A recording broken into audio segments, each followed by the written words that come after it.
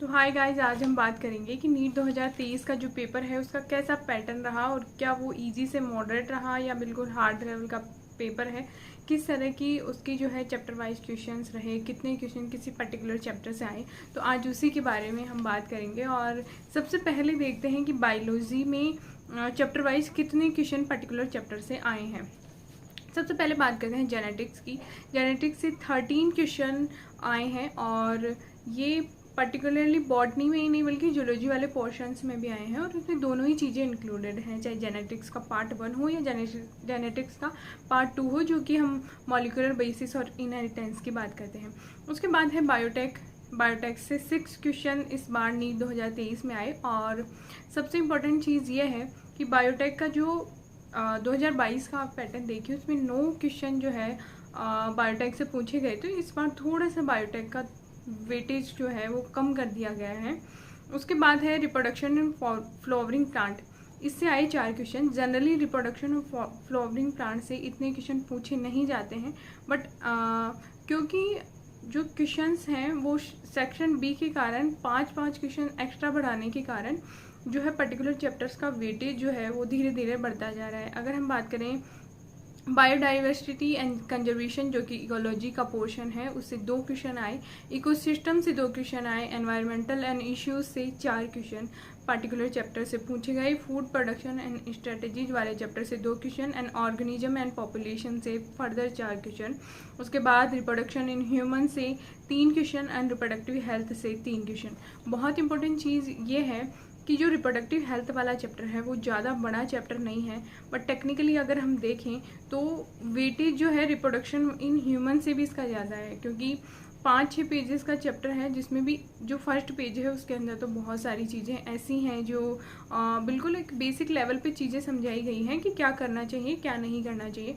But जो questions बनते हैं वो इसके कॉन्ट्रासेप्टिव डिवाइसेस पे बात करते हैं और आर्टिफिशियल रिप्रोडक्टिव टेक्निक्स जो हो गई उसी के बारे में क्वेश्चन जनरली पूछे जाते हैं। उसके बाद human and health and disease से 3 क्वेश्चन आए और इवोल्यूशन वाला चैप्टर है जो इतना बड़ा चैप्टर है उससे ओनली 1 क्वेश्चन जो है नीट 2023 में पूछा गया। उसके बाद 11th के पोर्शन की बात करते हैं। सेल डिवीज़न से 6 क्वेश्चन आए और सेल डिवीज़न का वेटेज जो है मैं ये मानती हूँ कि इस पूरे पर्टिकुलर चैप्टर्स में सेल डिवीज़न का मैक्सिमम वेटेज हम कह सकते हैं, क्योंकि इतना छोटा चैप्टर 6 से 7 पेज भी पर्टिकुलर इस चैप्टर के अंदर नहीं है और आप देखिए 6 क्वेश्चन इससे पूछे गए और वो पोर्शन इस तरह से है कि बॉटनी में 3 से 4 क्वेश्चन और जूलॉजी में 2 क्वेश्चन पूछे गए। अब बहुत इंपॉर्टेंट चीज़ ये है कि एनटीए ने पोर्शन अलग कर दिए हैं कि बॉटनी अलग है जूलॉजी अलग है, लेकिन आप एक चीज़ नोटिस कीजिए कि पोर्शन अलग कर देने का मतलब ये बिल्कुल भी नहीं है कि बायोलॉजी बिल्कुल ही चेंज हो गई है। मतलब बॉटनी और जूलॉजी में कोई डिफरेंशिएशन पर्टिकुलरली है नहीं बिल्कुल भी।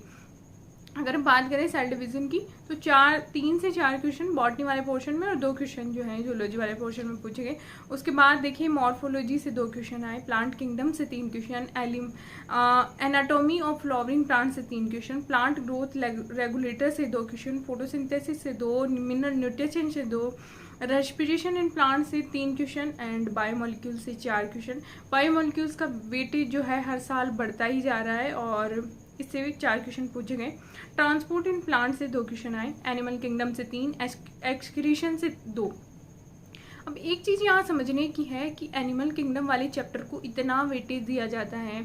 आप किसी भी पर्टिकुलर कोचिंग में जाइए, सबसे पहले इसी चैप्टर को पढ़ाया जाएगा और 1.5 महीने तक ये चैप्टर इतना लेंदी चलता है और इतने सारे उसके अगर आप देखें डिवीज़न के बारे में बहुत सारी चीज़ें पढ़ाई जाती हैं। पर हमें दिमाग में एक चीज़ जो है रखनी चाहिए कि कभी भी प्रिपरेशन आप स्टार्ट करें, एनिमल किंगडम का जो वेटेज है उसके अकॉर्डिंग इसकी पढ़ाई कीजिए। बिल्कुल एनसीईआरटी बेस ही ये पेपर है बिल्कुल, और अननेसेसरी जो डिविजन्स हैं उनको याद करने में अपना टाइम ख़राब करने की बजाय जो चीज़ें फिजिक्स और केमिस्ट्री में चालू होती हैं बेसिक लेवल पे, चाहे 1D मोशन हो गया चाहे 2D मोशन हो गया, या फिर केमिस्ट्री में बात करें तो जनरली मोल कॉन्सेप्ट से चैप्टर स्टार्ट किए जाते हैं, तो उन सब चीज़ों पे ज़्यादा ध्यान दीजिए, और एनिमल किंगडम जो चैप्टर है उस पर थोड़ा सा आप कम ध्यान भी दे सकते हैं, क्योंकि वो बिल्कुल एनसीईआरटी बेस ही पूछा जाता है। न्यूरल कोऑर्डिनेशन वाले चैप्टर की बात करें तो 2 क्वेश्चन, सेल वाले चैप्टर से 2 question, circulation body fluid and circulation वाले चैप्टर से 2 क्वेश्चन, डाइजेशन से फर्दर 2 क्वेश्चन, टिश्यू से 2, मूवमेंट एंड लोकोमोशन वाले चैप्टर से 2 क्वेश्चन, रेस्पिरेशन से 1 क्वेश्चन एंड कॉकरोच से 2 एंड केमिकल कोऑर्डिनेशन से 2 क्वेश्चन। तो ओवरऑल जो पेपर रहा वो पूरा एनसीईआरटी बेस तो रहा ही, बल्कि जो है हर पर्टिकुलर चैप्टर से लगभग क्वेश्चन पूछ लिए गए हैं। ओनली जो लिविंग वर्ल्ड वाला चैप्टर है उस वाले चैप्टर में से कोई क्वेश्चन इस बार नीट 2023 में नहीं देखा गया। एंड उसके बाद बात करते हैं केमिस्ट्री की। तो केमिस्ट्री में एस ब्लॉक से 2 क्वेश्चन, इलेक्ट्रोकेमिस्ट्री से 1 क्वेश्चन, केमिकल काइनेटिक से 2, एल्डिहाइड एंड कीटोन से 3 क्वेश्चन, सरफेस केमिस्ट्री से further 2 question and chemical bonding से 2 क्वेश्चन, पी ब्लॉक से 4 क्वेश्चन।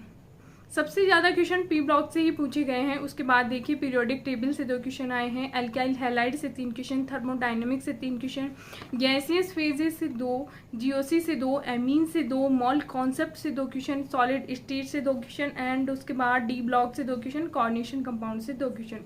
एंड उसके बाद बात करते हैं सॉल्यूशन वाले चैप्टर से 1 क्वेश्चन आया है, hydrocarbon and biomolecule, polymer, chemistry in everyday life and hydrogen and alcohol, phenol, ether, environmental chemistry, metallurgy and redox से इन सब चैप्टर से एक क्वेश्चन आया है।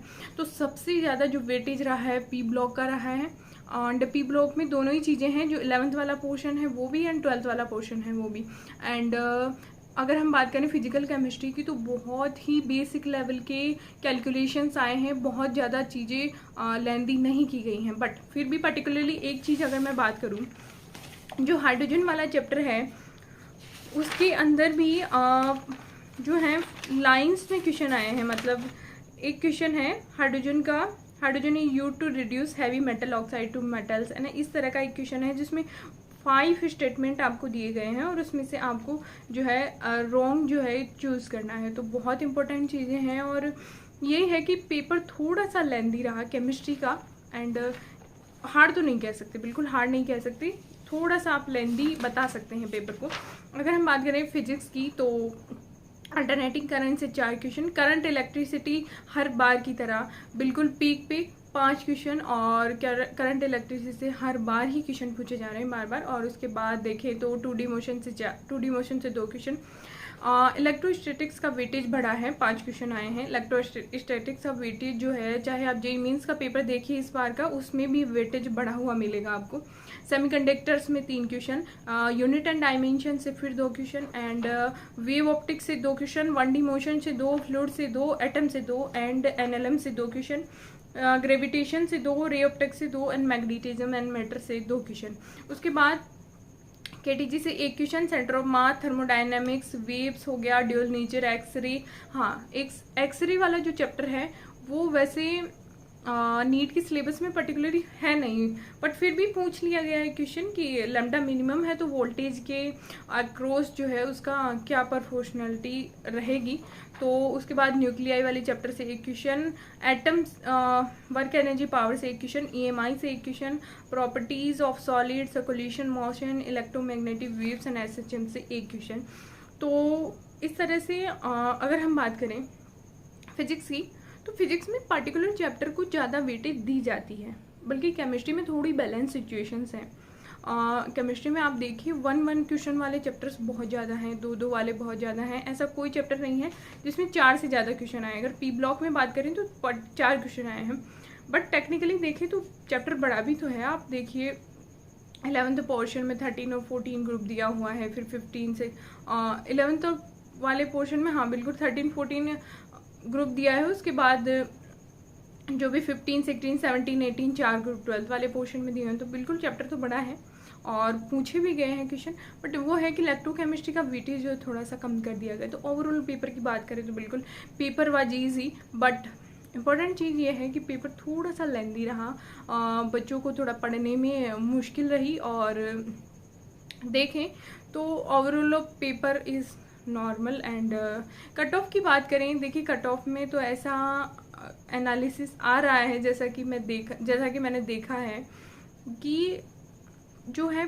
कट ऑफ पे बहुत ज़्यादा इफेक्ट नहीं पड़ने वाला। टेक्निकली देखें तो ये पेपर 2022 के मुकाबले थोड़ा सा इजी है, बट इसमें जो स्टेटमेंट वाले क्वेश्चंस हैं उनमें बच्चों को थोड़ा सा प्रॉब्लम हुई है, बट ठीक है जो भी है। एंड स्टे ट्यून, चैनल के साथ जुड़े रहिए। और नेक्स्ट वीडियो जो आने वाली है वो जेनेटिक्स वाले चैप्टर में 13 क्वेश्चन, कौन से ऐसे 13 क्वेश्चन आए तो उन्हीं के बारे में हम बात करेंगे। And thank you so much, channel से जुड़े रहिए, वीडियो को लाइक कीजिए और चैनल को सब्सक्राइब कीजिए। अगर आपकी कोई राय है तो कमेंट सेक्शन में डाल सकते हैं। Thank you so much.